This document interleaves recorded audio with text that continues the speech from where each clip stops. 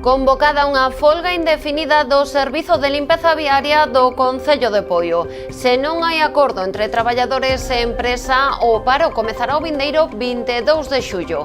O cadro de persoal reclama melloras nas súas condicións laborais. Que tal? Moi boa noite. Os traballadores denuncian que os salarios están desactualizados, provocándoles unha perda económica de máis dun 17%. De seguido lles ampliamos esta información antes titulares. Aparatoso accidente na autovía do Barbanza ao seu paso por Rianxo. Un tráiler de mercadorías saíuse da vía e colidiu coa mediana, invadindo parte do carril contrario. A voceira do Partido Popular de Cambados, Abela Fole, xa é vicepresidenta da Mancomunidade do Salnés. Fixo o PP en solitario, cos votos en contra de PSOE, BNG e Esquerda Unida. Pontevedra instalará 6 aparellos en diferentes puntos da cidade para medir a calidade do aire. A actuación está enmarcada no proxecto de baixas emisións, adxudicado por algo máis de 990.000 euros. O Atlantic Fest regresa do 19 ao 21 de xullo e trae novidades. Este ano os días fortes serán o sábado e o domingo. Esta última xornada actuarán en Vilagarcía dous pratos fortes do cartel, Sidoní e Mica. O grupo de teatro musical Mi Marte estreará este domingo Non estamos tolas. O musical terá carácter solidario en beneficio da Asociación Española contra o Cancro. Estamos nas novas do día, comezamos.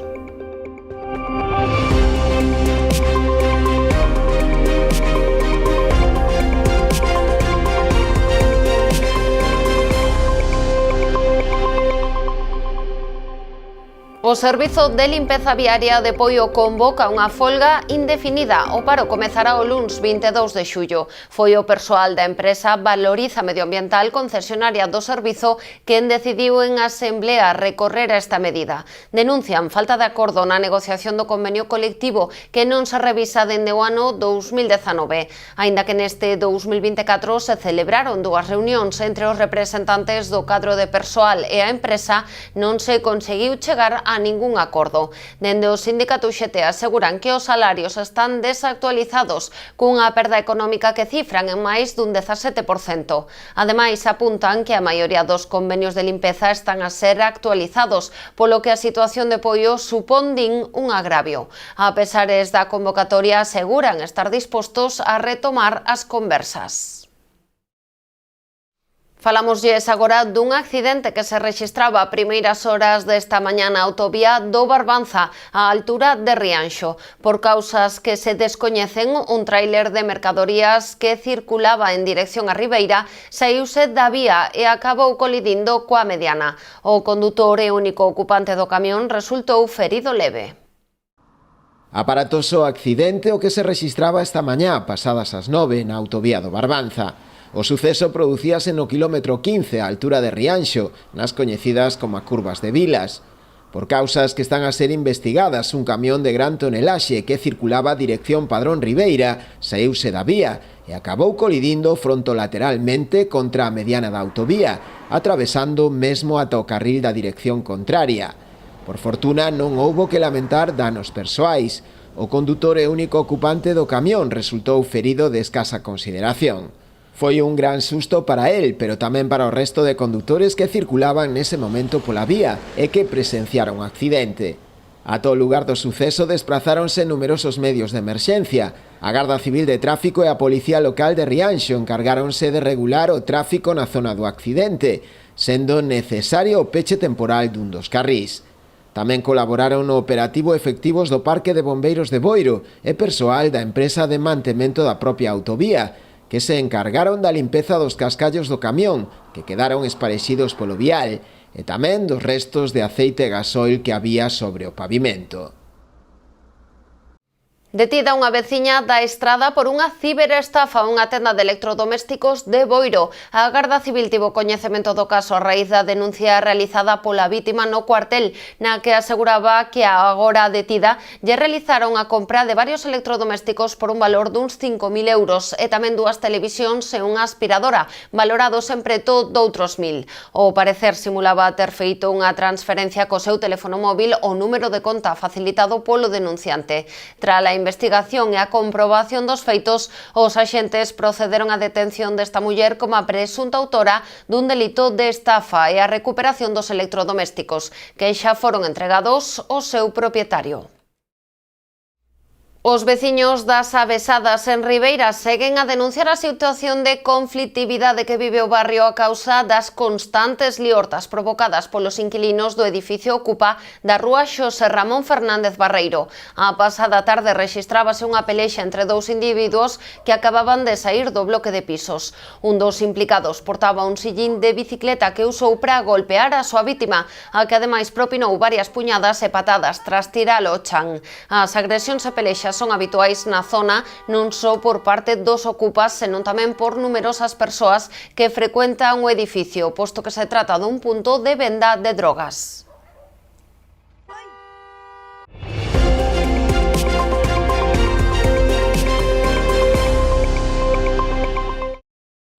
A voceira do Partido Popular de Cambados, Sabela Fole, xa é a vicepresidenta da Mancomunidade do Salnés. Fixo o PP en solitario cos votos en contra de PSOE, BNG e Esquerda Unida. Fole entrará así na Comisión Executiva igualando as forzas dos socialistas e dos populares, tendo en conta que estes teñen do seu lado o voto de calidade do presidente David Castro.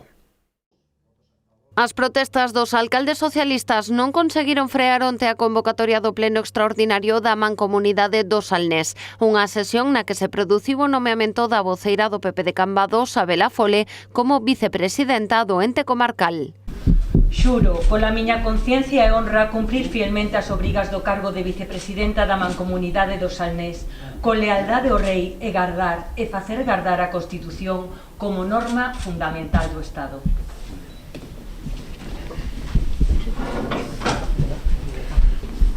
Agora Fole formará parte da Comisión Executiva desequilibrando a balanza a favor dos populares. Serán 5 alcaldes do PSOE e 4 do PP, que conta agora coa voceira do seu partido en Cambados e co voto de calidade do presidente para romper o empate. Pero os socialistas, os populares, están a actuar de xeito unilateral e recordaron que hai unhas semanas acordaron crear unha comisión para estudar un cambio nos estatutos da Mancomunidade, incluindo cuestións como a elección do vicepresidente. Tampouco houbo acordo no outro punto da orde do día, os orzamentos pro 2024. As contas ascenden aos 5,7 millóns de euros. Os socialistas votaron en contra porque, segundo Giraldez, non se convocou unha comisión de contas. Isto non hai que leválo á Comisión de Contas, nunca se levou, nin na túa etapa como presidenta se levou. En todo caso, habría que leválo á de Facenda, non está convocada a Comisión de Facenda, nunca estuvo convocada a Comisión de Facenda, que a mí me conste, e, polo tanto, me sorprende que pois eso sea un argumento. O documento contempla un incremento da partida de 50.000 euros para redactar un anteproxecto para ampliar e reformar a estación potabilizadora de auga. Tamén aumentouse a partida para feiras e eventos de promoción turística, pasando dos 20.000 aos 35.000 euros. As obras de reforma do Concello de Ribeira marchan a bo ritmo e o Executivo local confía en que se cumpran os prazos previstos para o seu remate. Aínda así, a actuación tivo que afrontar nos últimos meses algún que outro atranco. Ao parecer, o edificio non contaba con columnas que suxeitaran a cuberta, polo que houbo que facer un reforzo da estrutura exterior. As obras do Concello vemos que esas actuacións van a bo ritmo, aínda así houbo que facer unha pequena paralización da reforma interior, basicamente porque a reforma exterior pois tivo unhas deficiencias que non estaban detectadas no proxecto, como era ese reforzo estrutural, non había piares no último andar e, por tanto, tivemos que facer un reforzo da estrutura para evitar que esta pudera virse abaixo, non? Tamén houbo que facer certas cuestións de distribución dentro da propia obra e, por tanto, iso retrasou un chisco a reforma interior. Aínda así, e a pesar deste escollo, a actuación marcha a bo ritmo e o Executivo confía en dispoñer en prazo desta actuación, valorada nuns 3 millóns de euros e financiada con cargo a fondos europeos. Esperamos que a empresa, que tanto a que fai a obra exterior como a que fai a obra interior, pois cumpran cos prazos que están marcados. En ese sentido, pois estamos traballando para que tan pronto se poida os traballadores do Concello e tamén toda a poboación poida desfrutar dunhas novas instalacións completamente modernas que mellorarán o servizo que lle damos á poboación de Ribeira. O Concello de Ribeira informa da interrupción do subministro de auga por mor das obras que se están a cometer na rede xeral de abastecemento no lugar da Capela en Carreira.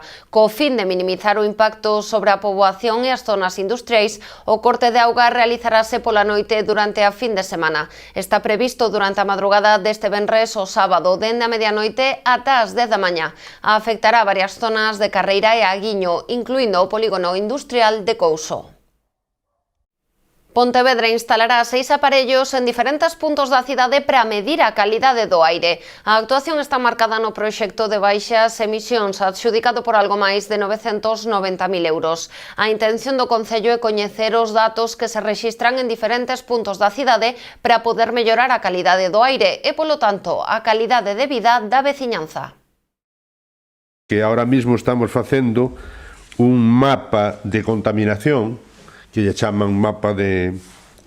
eles chamanlle mapa de calor, están referindo á contaminación. Temos 3 medidores que están itinerantes, ubicados na cidade, para facer un estudo de como está ese mapa de contaminación na cidade para decidir posteriormente a ubicación definitiva, vale? É dicir, ímolos a poñer ali onde detectamos que os parámetros que van a medir son, pois non son bons, para posteriormente tomar decisións de cara a mellorar eses parámetros. Xa co mapa da contaminación en Pontevedra sobre a mesa, o Concello decidirá a localización definitiva dos 6 medidores fixos. Inicialmente a intención é colocar un en Monteporreiro e outro no barrio do Burgo. Os restantes repartiránse polo centro da cidade, sumándose a un 7º que xa é instalado en Campolongo. Estes dispositivos miden parámetros como o monóxido, o dióxido, o nitróxeno, as micropartículas do aire e mesmo os compostos orgánicos. Tamén ofrecen datos do nivel de ruído ambiental, a temperatura, a humidade ou a presión atmosférica. Actualmente, a Organización Mundial da Saúde indica que Pontevedra cumpre e rexistra moi bons datos de calidade do aire durante todos os días da semana. Ademais da instalación destes sensores, o proxecto contempla a colocación de cámaras, paneis informativos e aforadores. Facemos unha pausa para a publicidade, voltamos de contado.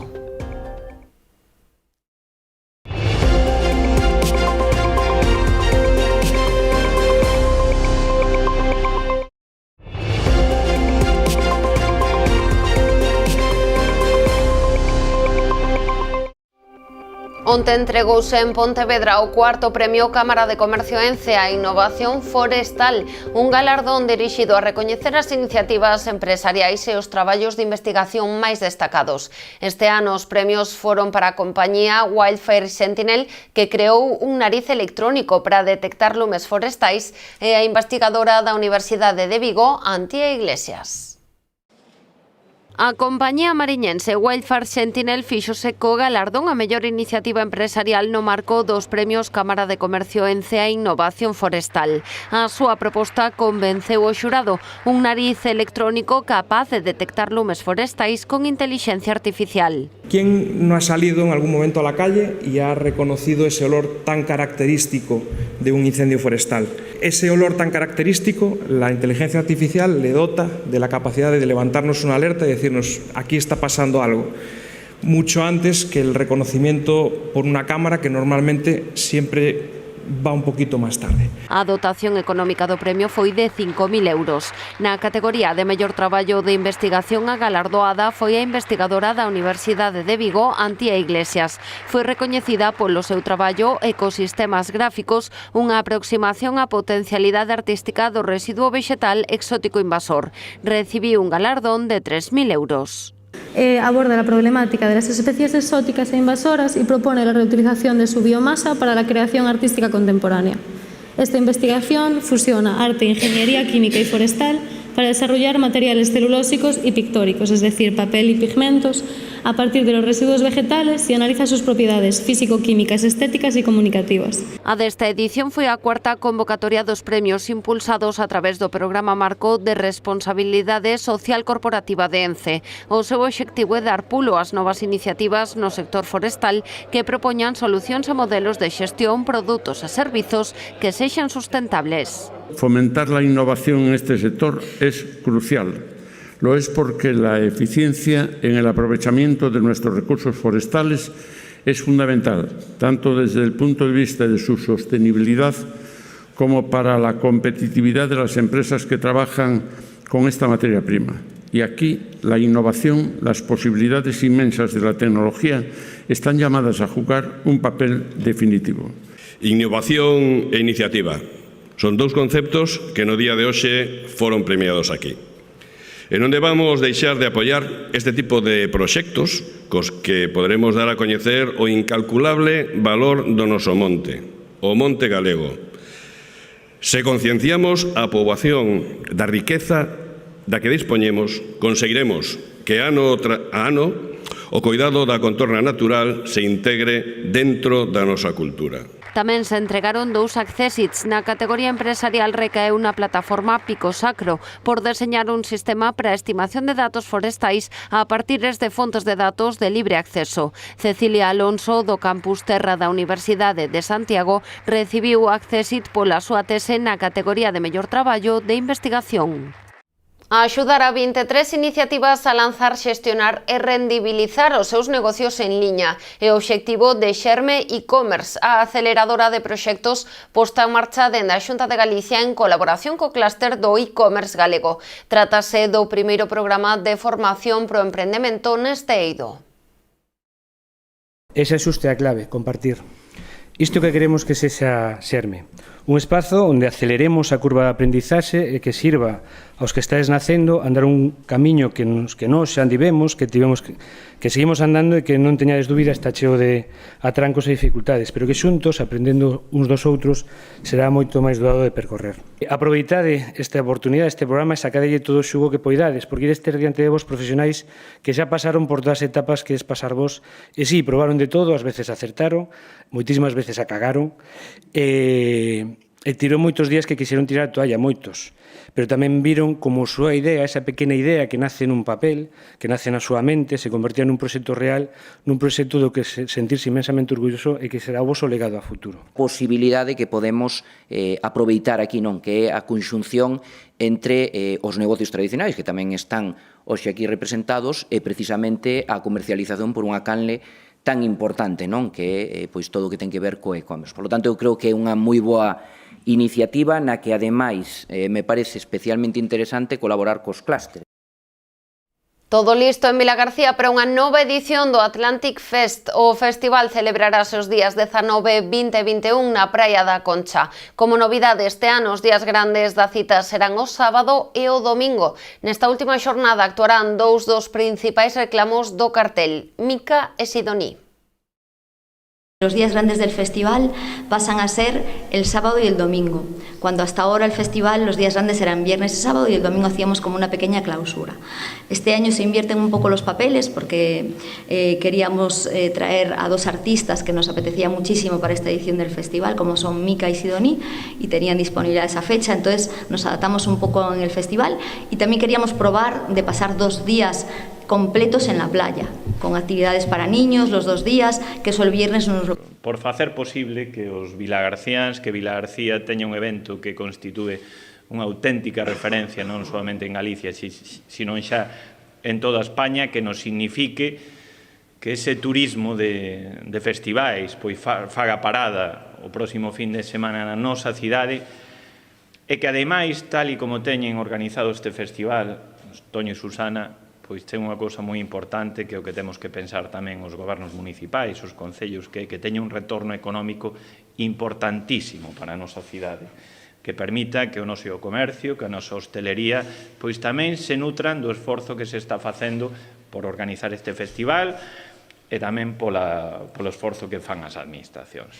Ademais de Mica e Sidoni, estes 3 días pasarán por Vilagarcía artistas como Crystal Fighters, Silvia Pérez Cruz ou Los Planetas. Segundo explicaron os seus organizadores, están a piques de colgar o cartel de completo. O Atlantic Fest contará con 2 escenarios, 6 bolsas de aparcadoiro e unha maiores para persoas con mobilidade reducida na entrada do recinto. Ademais, haberá actividades para cativada. O grupo de teatro musical Mi Marte estreará este domingo en Ribeira a súa obra Non estamos tolas. A actuación prevista para as 7:30 da tarde no novo auditorio ten carácter benéfico, posto que a Asociación Española contra o Cancro recadará fondos mediante a venda de rifas. Unha obra original escrita por Tania Fuejo e un elenco de primeira no que actores profesionais compartirán escenario con afeccionados que se acaban de iniciar neste mundo. Son a carta de presentación de Non estamos tolas, o musical que o grupo Mi Marte ofrecerá este domingo en Ribeira. É 1h05 de risoterapia. O día que lemos o guión por primeira vez, rímonos. Onte que fixemos o último ensaio, se volveremos a ensaiar, seguímonos rindo. Entón, quere dicir que a obra está moi ben estructurada, super divertida e dinámica. Cando escribín este musical, que é inédito, que escribín eu, nunca pensei que collera esta cor. Esta cor solamente ten sentido gracias aos que formamos o equipo de Mi Marte, este primeiro grupo de Mi Marte de Ribeira, que moitos de vós xa os coñecedes, que é con xente daqui de Ribeira, que moitos xa teñen que ver co mundo do teatro, que xa veñen facendo teatro de fai moitos anos, pero outros son totalmente amateres. A función está prevista para as 7:30 da tarde e o reparto das invitacións comezará 1 hora antes ás portas do auditorio.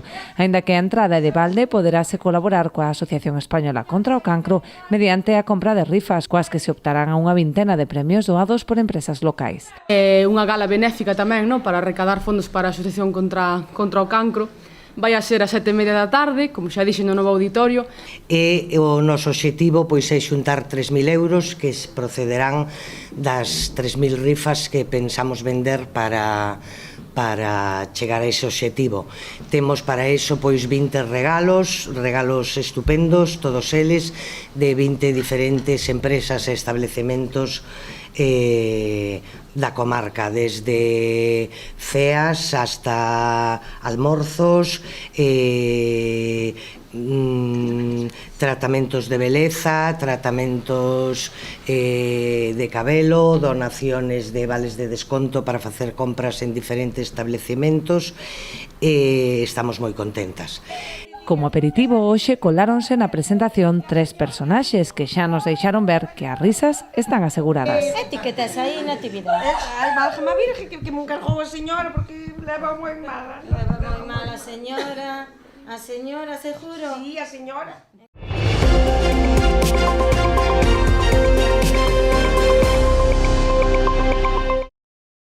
Catro agrupacións participarán no 11º encontro de música e baile tradicional que se celebra este sábado na Pobra. Ademais da Asociación Cultural Xiada, organizadora do encontro, tomarán parte neste evento a banda de gaitas Coribantes de Ponte Caldelas, o grupo de cantares e releis de Viana do Castelo e a Asociación Cultural Revolvedera de Navalcán en Toledo. O encontro de música e baile tradicional da Pobra converteuse xa nun clásico da programación cultural do verán, aínda que en anos anteriores se integrou na programación das festas dos Pincheiros ou do Nazareno. Nesta 11ª edición volve programarse como un evento independente, dado o grande éxito que adoita colleitar. Nos últimos anos este encontro fixémolo nas festas, coincidindo cas festas, non? Unha foi cas festas do Carmen dos Pincheiros e outra foi cas festas do Nazareno. Este ano volvemos ao seu formato original. Esta actividade, desde que eu comecei, se facía no mes de xullo, era moi ben acollida pola xente, porque a xente que está de fora gusta, é unha actividade que ten, a verdad, moi boa aceptación. E dentro das festas, é verdad que saleu moi ben, pero, creemos que é un día que gana moito máis a actividade sola que enmarcadas nunhas festas. Entonces quixemos volver un pouco a ese formato. Será este sábado ás 9 da noite na Praza Alcalde Segundo Durán e contará con Xiada como anfitrioa, xunto con outras 3 agrupacións de outras localidades non só de Galicia e de España, senón tamén de Portugal. Este faise en réxime de intercambio, veñen aquí os grupos a participar e nos devolvemos o intercambio. O 25 de maio estuvemos en Ponte Caldelas, na Festa da Troita, o 22 de xuño estuvemos en Viana de Castelo, en Serreils, no grupo que vai a vir aquí, e en o último fin de semana de outubro vamos a ir a Navalcán, en Toledo, a devolver este último intercambio. Bueno, como xa comentou antes Patricia, levamos xa 11 anos celebrando este festival. Co paso dos anos, a verdade é que a acollida é mellor, esperamos superala este ano. O ano pasado casi se encheu a Plaza Segundo Durán. En total, pasarán polo escenario unhas 200 persoas que ofrecerán unha fermosa mestura do folclore galego, castelán e portugués. Do 15 ao 21 de xullo, a Alameda de Pontevedra acollerá unha nova edición de Titirivedra, o ciclo cultural de teatro de monicreques para todos os públicos. Serán 7 espectáculos, un por día, representados por 7 compañías diferentes, 5 son galegas e 2 portuguesas. Pechará o ciclo o espectáculo Titiricircus da compañía Tanxarina, a obra teatral en galego máis veces representada no mundo. As sesións comezarán ás 7 da tarde. Efectivamente, en Galiza hai moita tradición de monicreques, pero sí que nos queremos facer un sitio, sobre todo porque son espectáculos para crianzas de altísima calidade, no que as nenas e os nenos gózano con estes monicreques e con todo o resto dos monicreques que van estar connosco. Pero non só iso, sino que nestes 7 días imos ter un repaso por toda a historia dos clásicos da literatura, dende as 1001 noites cos que abrimos o luns até obra de Bernardino Graña que tamén nos vai acompañar, ou incluso a comedia del arte. Iso, o Titiricircus, que é un proxecto que mistura o que é o teatro actoral coas marionetas de fíos, e está en boca de dous traballadores do que foi un grande circo de carpa multicolor, pero que agora xa está un poquinho ido a menos, e entón ten que un pouco contar conta a historia e Coa resaca aínda da París de Noia de onte que encheu a pesar da chuvia a Praza de Galicia, as festas de Boiro chegan hoxe ao seu fin. Despois de 6 días de troula e diversión, o programa previsto para hoxe tamén do máis cargado. Arestora co show de DJ Matrek e o concerto da orquestra Brabu Xangai na Praza do Centro Social. O broche de ouro os festeixos por ao de Replix Experience co tributo a Tina Turner na Praza de Galicia. Coa fin das festas de Boiro chegamos tamén ao final deste informativo. As novas do día volve mañá a Canal Rías Baixas con máis actualidade a partir das 9:30 da noite. Sexan felices.